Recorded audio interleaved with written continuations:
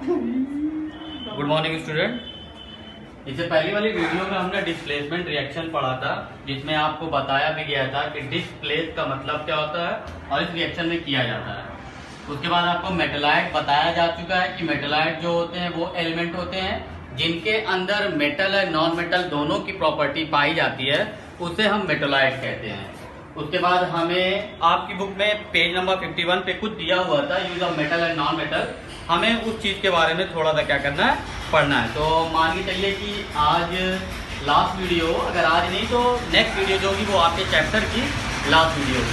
तो सबसे पहले हम आते हैं अपने मेन टॉपिक पे, जिसका नाम है डिस्प्लेसमेंट रिएक्शन।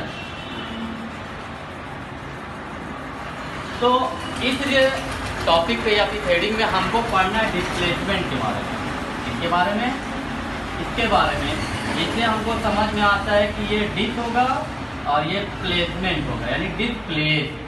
यानी इसमें क्या होगा, इस रिएक्शन में क्या होगा, जो मेटल होंगे, जो एलिमेंट होंगे, वो अपनी जगह छोड़कर कहीं और जाएंगे, कहीं और जाके रिएक्ट होंगे।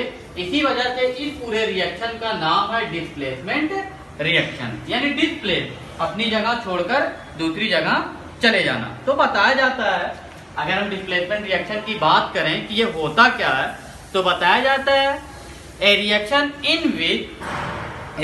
इन विच more reactive element displace less reactive element in their salt solution. यानी किसी भी सोल्यूशन से जो मोर रिएक्टिव एलिमेंट है, अगर वो लेस रिएक्टिव एलिमेंट को डिस्प्लेस कर दे रहा है, यानी अपनी जगह छोड़ने पे मजबूर कर दे रहा है, कौन, लार्ज रिएक्टिव एलिमेंट को, तो वो जो रिएक्शन कहलाता है वो रिएक्शन कहलाता है डिस्प्लेसमेंट रिएक्शन। जैसे कि आपको इससे पहली वाली वीडियो में, इससे पहले जो प्रीवियस वीडियो जा चुकी है, उसमें आपको बताया गया था, फिर भी आप यहाँ पे लिख सकते हैं कि क्या होता है। तो यहाँ लिख सकते हैं ए reaction in which more reactive element displays less reactive element in their salt solution। ये हम डिस्प्लेसमेंट रिएक्शन की डिफिनेशन बता दी है, ठीक है। जैसे कि आपकी बुक में ये सारी चीजें दी हुई हैं, तो जिसमें दिया हुआ है, एक रिएक्शन दिया हुआ है कि copper sulphate plus Fe equal to, कि कॉपर सल्फेट आयरन के साथ इसको रिएक्ट करना है तो क्या होगा। तो अगर हम बात करें आयरन की और ये कॉपर की, तो हम देख रहे हैं कॉपर जो है वो हायर रिएक्टिव है, क्या है, मोर रिएक्टिव, यहां लिख सकते हैं मोर रिएक्टिव, और कॉपर क्या है, लेस रिएक्टिव। तो आपके डिफिनेशन में बोला क्या है कि जो मोर रिएक्टिव होगा वो लेस रिएक्टिव वाले को डिस्प्लेस कर देगा। तो इसका मतलब यह हुआ कि जैसे ही कॉपर देखेगा कि आयरन आ रहा है मेरे साथ मिलने, आयरन मेरे साथ आ रहा है जुड़ने, तो कॉपर क्या होगा, अपनी जगह को डिस्प्लेस कर देगा। आयरन को देखते ही आयरन क्या करेगा, कॉपर को हटा देगा, तो ये बनाएगा FeSO4 प्लस C। क्या बना, आयरन इसके साथ चला गया और कॉपर क्या हुआ, अपनी जगह को डिस्प्लेस करके हट गया। हटा क्यों, क्योंकि रीजन था, क्योंकि कॉपर जो है वो लेस रिएक्टिव है, आयरन मोर रिएक्टिव है। जैसे अगर हम नेचुरल लाइफ में अगर हम बात करें अपने डेली लाइफ में, तो जो मजबूत होता है वो कमजोर को दबाता है, फैक्ट है, नेचुरल लाइफ में ये होता है। अब सोचिए रिएक्शन में भी यही हो रहा कि आयरन जो है वो मोर रिएक्टिव है, कॉपर जो है वो लेस रिएक्टिव है, जिसकी वजह से आयरन क्या करेगा, उसी के सॉल्ट सोल्यूशन से, यानी उसी के घर से क्या करेगा, कॉपर को हटा देगा और उसके घर में क्या करेगा, उसके सोल्यूशन में क्या करेगा, अपने आप को क्या करेगा, रख लेगा। तो जो नेक्स्ट रिएक्शन बनेगा वो हमारा बनेगा आयरन सल्फेट प्लस कॉपर, जैसे कि यहाँ पे आपको दिखाया, ठीक। तो ये एक रिएक्शन हो गया। जिसमें आपको समझ में आ गया। उसके बाद नेक्स्ट रिएक्शन हम आपको कर दिखाते हैं कि नेक्स्ट रिएक्शन क्या है।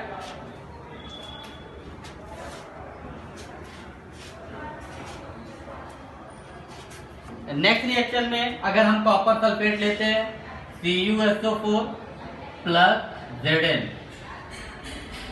ये ले लिए कॉपर सल्फेट प्लस जिंक, ये जिंक है और ये कॉपर सल्फेट है। नाम लिखना चाहें तो लिख सकते हैं, कॉपर सल्फेट, और ये क्या है, जिंक है, ZnC। ये हो गया। बनाएगा क्या, सिंपल सी बात है, कॉपर जो है जिंक से भी लेस है, तो अब क्या करेगा, जिंक इसके साथ आएगा, कॉपर अपनी जगह छोड़कर चला जाएगा, तो ये ZnSO4 बनाएगा और प्लस Cu बनाएगा, यानी जिंक सल्फेट प्लस कॉपर।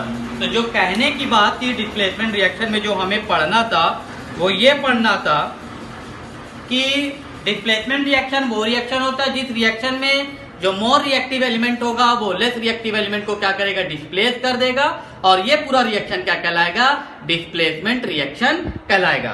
तो अब हम करते क्या है, अब एक पता कैसे चले कि कौन सा मोर रिएक्टिव एलिमेंट है, कौन सा लेस रिएक्टिव एलिमेंट है।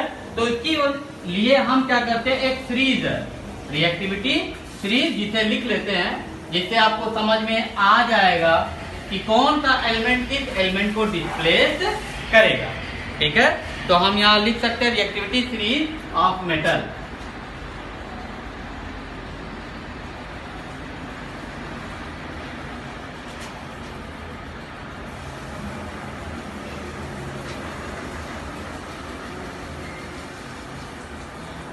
ये हो गया रिएक्टिविटी सीरीज ऑफ मेटल, यानी इसमें हम क्या करेंगे, मेटल की रिएक्टिविटी सीरीज लिखेंगे। जैसे कि सबसे पहला हमारा पोटेशियम होता है,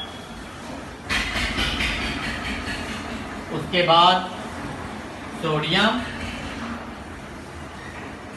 सोडियम के बाद कैल्शियम, कैल्शियम के बाद मैग्नीशियम, मैग्नीशियम के बाद अल्युमिनियम,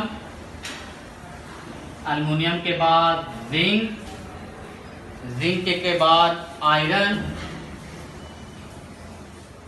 आयरन के बाद हमारा, यहां तक मोर रिएक्टिव बोली जाती है। अब इसके नीचे जो आएंगे वो लेस रिएक्टिव वाले आएंगे, जैसे कि आयरन के बाद हाइड्रोजन, हाइड्रोजन के बाद आप कॉपर भी लिख सकते हैं, हाइड्रोजन है, कॉपर है, मरकरी है, मरकरी, मरकरी के बाद सिल्वर है, गोल्ड। ये रिएक्टिविटी सीरीज बन गई। तो बताया जाता है, अगर हम बात करें तो ये लेस रिएक्टिव, जितनी ऊपर जो पाया जाएगा मोस्ट रिएक्टिव, और आयरन से जो होती है वो रिएक्टिविटी डिक्रीज होती है।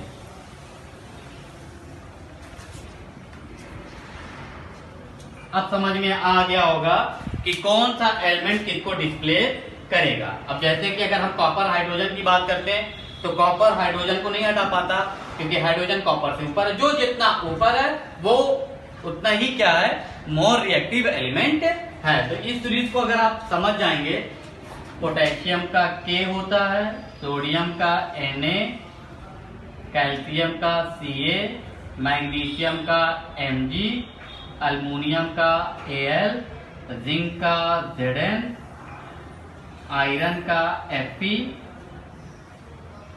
हाइड्रोजन का H, कॉपर का Cu, मरकरी का He, सिल्वर का Ag और गोल्ड का Au। इधर सिंबल भी लिख दिया गया है सारा, ठीक है, कि आपको समझ में आ जाए कि कहीं पे अगर K लिखा है तो पोटेशियम है, कहीं सोडियम है तो Na होगा, कैल्शियम है तो Ca, मैग्नीशियम तो Mg, अल्युमिनियम तो Al, जिंक है तो Zn, आयरन है तो Fe, हाइड्रोजन है तो H, कहीं Cu है तो कॉपर, मरकरी का Hg होता है, सिल्वर का Ag होता है, गोल्ड का Ag होता है। तो ये रिएक्टिविटी सीरीज है जो आपको अच्छे से समझा दी जा रही है, आपकी बुक में है नहीं, इस वजह से इसको आप अच्छे से समझ लेंगे तभी जाकर हमको समझ में आएगा कि कौन सा एलिमेंट किस एलिमेंट को डिस्प्लेस करेगा। तो जैसे कि हमने बार बार क्या किया था, कॉपर को लिया था, कॉपर के बाद हमने आयरन लिया था और जिंक लिया था। तो हमने देखा कि आयरन, अगर हम जिंक और आयरन को लेते हैं, ठीक है, तो जिंक क्या करता है, वो आयरन को हटा सकता था। तो वही चीज यहाँ पे बतानी थी, ये रिएक्टिविटी सीरीज थी, जिससे क्या होता है समझ में आ गया होगा। ठीक है, तो यहाँ की रिएक्टिविटी जो होती है वो डिक्रीज होती है, जैसे कि आपको समझाया गया। तो इस चीज को अगर हम याद कर लेंगे तो हमको समझ में आ जाएगा कि कौन सा एलिमेंट होगा, किस एलिमेंट को डिस्प्लेस करेगा। तो ये रिएक्टिविटी सीरीज लिख दी गई है, इसको आप अच्छे से समझ लीजिएगा। तो ये क्लियर होगी रिएक्टिविटी सीरीज, मिटा दिया जा रहा। उसके बाद आपको पढ़ना था मेटालॉइड, जिसके बारे में आपको बताया जा चुका था कि मेटालॉइड होता क्या है। ठीक है,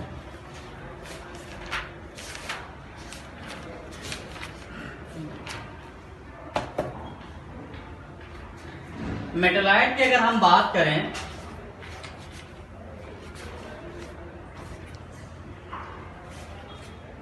तो बताया जाता है कि मेटालॉइड जो होता है, यानी कोई भी एलिमेंट जिसके अंदर दोनों प्रॉपर्टी है, यानी both property of metal and non metal. तो यहां हम लिख सकते हैं the element which have property of metal and non metal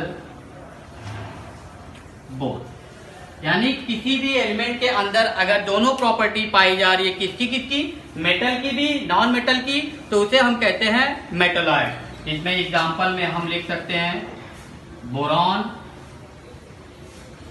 silicon, germanium,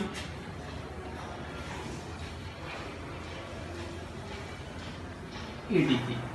ठीक है, तो ये आपका मेटालॉइड हो गया। जो छूट गया था वो आज बता दिया गया है एकदम सिंपल तरीके से कि किसी भी एलिमेंट के अंदर अगर दोनों प्रॉपर्टी पाई जा रही है, ठीक है, तो वो कहलाता है मेटालॉइड। तो ये मेटालॉइड हो गया। उसके बाद लास्ट हमारा था, यानी लास्ट हेडिंग या लास्ट टॉपिक जिसे हम कहें, जो use of metal and non metal.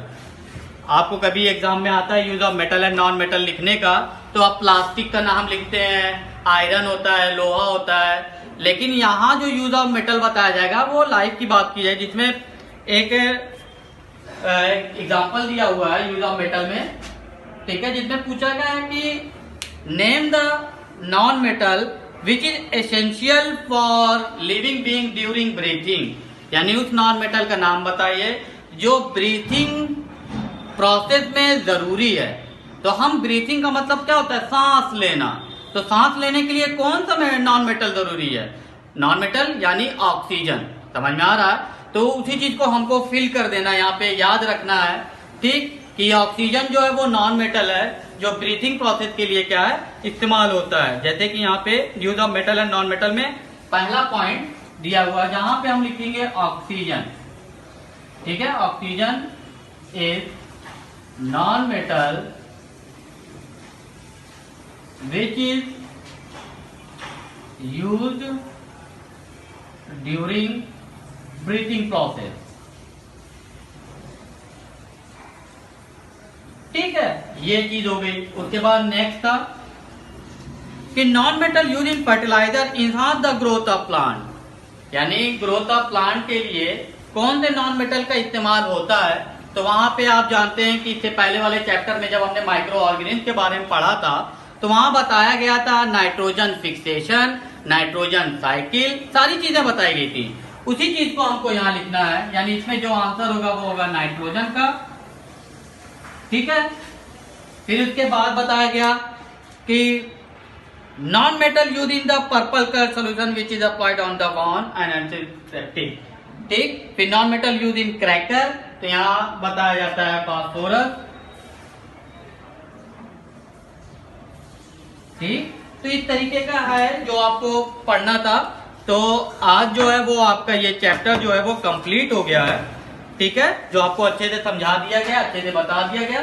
हाँ, अगर आपको कुछ नहीं समझ में आता है तो आप बता सकते हैं कि सर समझ में नहीं आ रहा है, तो फिर हम क्या करेंगे, उस चीज को दोबारा क्या कर सकते हैं, समझा सकते हैं। That's all.